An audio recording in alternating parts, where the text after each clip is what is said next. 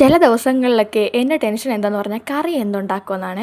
ഉച്ചക്കാലത്തേക്ക് എന്ത് കറി ഉണ്ടാക്കും? മീനില്ല, പച്ചക്കറിയില്ല, അങ്ങനെയുള്ളൊരു ദിവസമാണ് ഇന്ന്. അങ്ങനെയുള്ളപ്പോൾ നമ്മൾ ആകപ്പാട് ഫ്രിഡ്ജെല്ലാം ഒന്ന് അരിച്ച് വെറുക്കും. പിന്നെ പണ്ടൊക്കെ അമ്മ എന്തൊക്കെ കറി ഉണ്ടാക്കി തരും എന്നൊക്കെ ഒന്ന് ചിന്തിക്കുക. അങ്ങനെ ചിന്തിച്ചപ്പോൾ കിട്ടിയതാണ് ഇതുപോലെ മുട്ട പുഴുങ്ങിയിട്ട് മീൻ വറക്കത്തില്ലേ, അതേ കൂട്ട് വറക്കാവുന്ന. പിന്നെ എന്തിനാ താമസിക്കുന്നത് നോക്കിയപ്പോൾ ഉണ്ട് മുട്ട ഇരിപ്പുണ്ട്, അങ്ങനെ അങ്ങ് വെക്കാവുന്ന.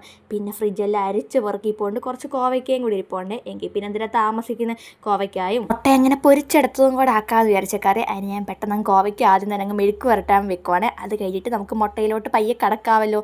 കാരണം മുട്ട കുക്കറിനകത്ത് വെന്ത് വരുമ്പോഴത്തേക്ക് നമുക്ക് കോവയ്ക്ക് അങ്ങ് മെഴുക്ക് വരട്ടാമല്ലോ. പിന്നെ കുറച്ച് തൈരുണ്ടായിരുന്നു. ഇത് 10 രൂപയുടെ പാക്കറ്റില്ലേ, അതാണ് ഞാൻ വാങ്ങാറുള്ളത്. അതാകുമ്പോൾ എനിക്കും കുഞ്ഞിനും അത് തന്നെ ധാരാളം.